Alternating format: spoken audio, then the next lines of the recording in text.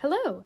So recently I sculpted some little fairies out of clay and put them at the center of some beautiful spring flowers. This was inspired by the flowers in Alice in Wonderland. But these flowers are far too colorful, far too cheerful for the current season. So today I'm making some vampire flowers. The first vampire is a classic Dracula character, long dark hair, facial hair, you know the type. This next vampire character, one of my favorite vampires, is the pretty vampire, you know Lestat, Alucard, more recently Astarion. The pretty hair, I mean, what more do you want from a vampire? The next character is a femme fatale type, kind of like the brides in Van Helsing. The next character was originally going to be an ancient queen vampire, kind of like Akasha from the Vampire Chronicles. I ended up going with more of a Victorian vampire, a little more cutesy and coquette style instead. And finally, we need a modern vampire, very Alice Cullen inspired. She definitely wears leather. The idea is I'm going to sculpt each of these and put them at the center of a gothic dark flower to make an overall cohesive bouquet. And with that, let's get sculpting. I sculpted each of these out of polymer clay over a tinfoil base.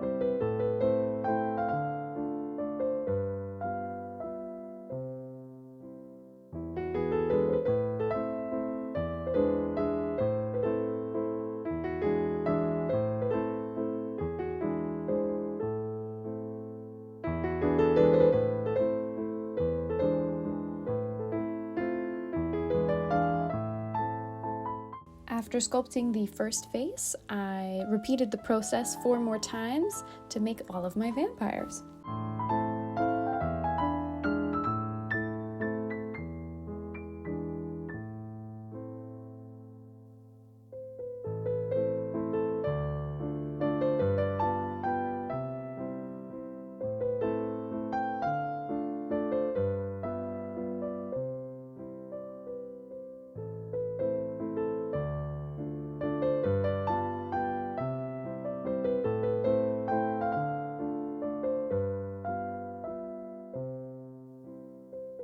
I used the colors of the flowers to determine what sorts of colors I wanted to use for the characters.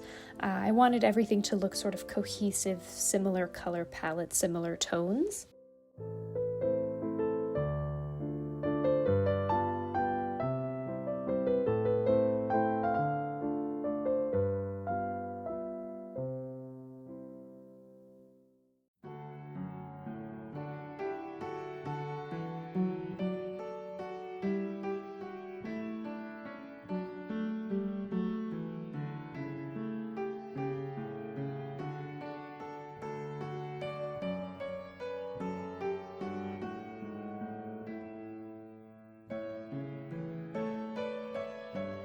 The chalk pastel was one of my favorite steps. This really started to bring the characters to life. It gave them some more depth and dimension.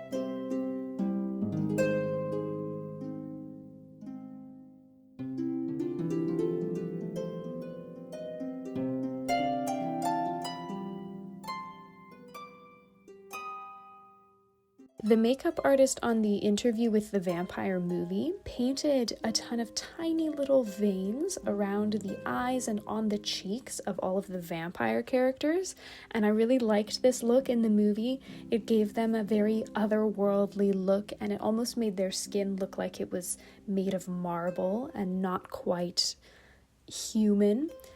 So I tried to recreate this effect by painting some tiny veins on my Lestat character.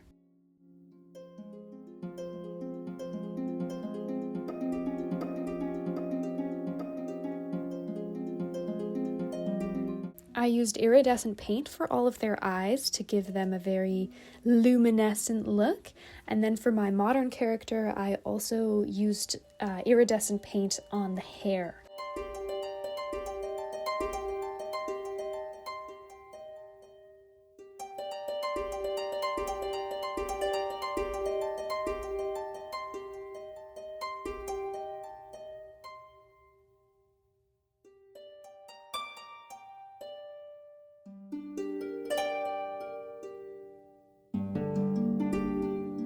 And now it's time for my favorite part of every art project, glitter.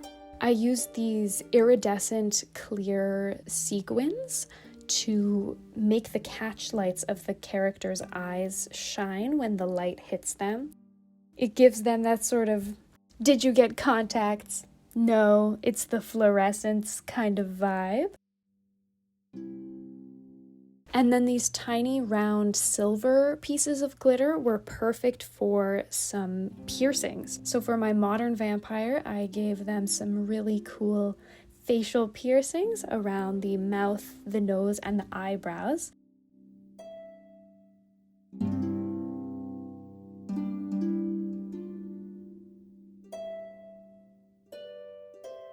I love how this turned out. It totally suits the character.